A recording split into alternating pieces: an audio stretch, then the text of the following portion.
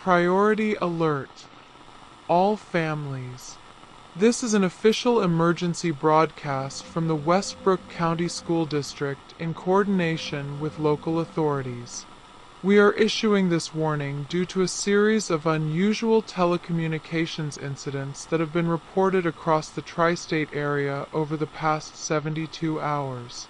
Multiple residents have contacted authorities regarding phone calls received from individuals who have been deceased for periods ranging from several weeks to over a decade.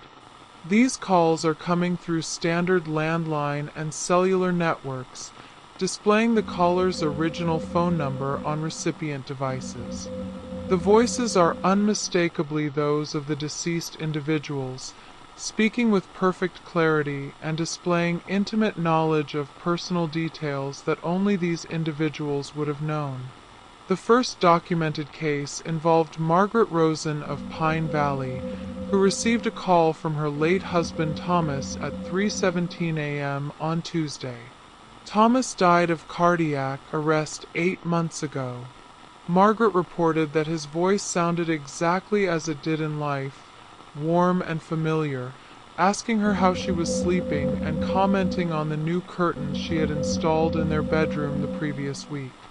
The call lasted 14 minutes, during which Thomas discussed recent events in Margaret's life that occurred well after his death.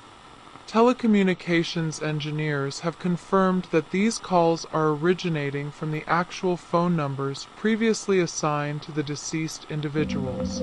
Network analysis shows the signals are being transmitted through normal cellular towers and switching systems, following standard routing protocols. The calls are not recordings or voice synthesis. They demonstrate real-time responsiveness and carry on natural conversations with the recipients. Dr. Elena Vasquez from the Psychological Crisis Unit interviewed 15 individuals who have received these calls. All report that the deceased callers possess complete awareness of their own death and are able to describe details about their funeral services, burial arrangements, and the grief experienced by their loved ones. More disturbing is that these callers demonstrate knowledge of events that have occurred since their death, mentioning conversations they could not have overheard and referencing people they never met while alive. The content of these conversations has become increasingly unsettling.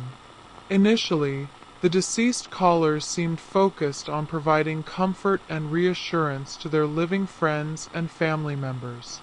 However, as the calls continue, and some recipients report receiving multiple calls nightly, the tone has shifted.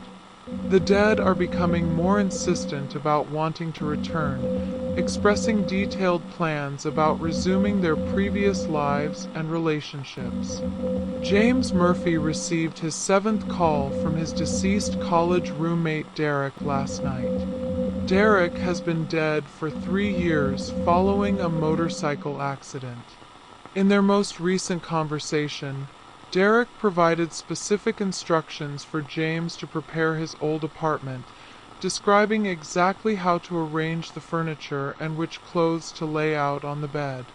Derek's voice has developed a wet quality, as if he is speaking through fluid, and he has begun making strange clicking sounds between words that James cannot identify.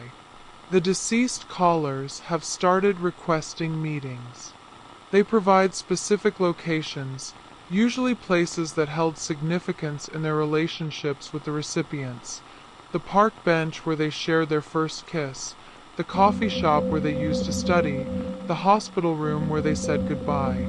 Recipients who have visited these locations report finding evidence that someone has been there recently: fresh footprints in exact shoe sizes that match the deceased, personal items that were buried with the bodies, and in 2 cases, hospital wristbands that should have been removed during the embalming process. Sarah Chen made the mistake of agreeing to meet her dead sister at the cemetery where she was buried. Sarah found her sister standing beside her own gravestone at midnight, wearing the same dress she was buried in, but the fabric was now stained with dark soil and something that looked like motor oil. Her sister's skin had taken on a gray pallor, and when she smiled, Sarah could see that her teeth had become loose in her gums, shifting when she spoke. But the most horrifying detail was her sister's eyes. They had filmed over with a white membrane, yet she seemed to see Sarah perfectly. The deceased are no longer staying in their designated meeting places. They are following recipients home. Mrs. Patterson reported that her late mother now stands in her backyard every night, visible through the kitchen window, wearing the same floral dress from their last phone conversation. Her mother's posture is wrong. Her spine curves at impossible angles, as if her bones have softened, and her head tilts too far to one side, but she maintains steady eye contact with Mrs. Patterson throughout the night. We have discovered that the deceased are not calling randomly. They are coordinating. Phone records reveal that the dead are calling each other, holding conferences that last for hours, sharing information about their living contacts, and discussing strategies for what they refer to as the return.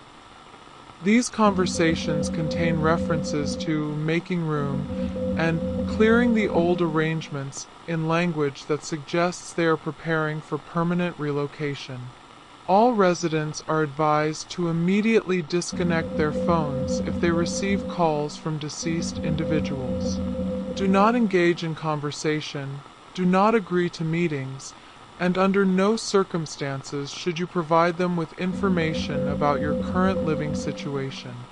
We have confirmed that 18 people who have maintained ongoing phone relationships with their deceased callers have gone missing from their homes, leaving behind only their shoes and the strong smell of freshly turned earth. The dead are not calling to say goodbye. They are calling to say hello again, and they are getting closer to finding a way back. This broadcast will continue until all residents have been notified. If your dead friend calls tonight, do not answer.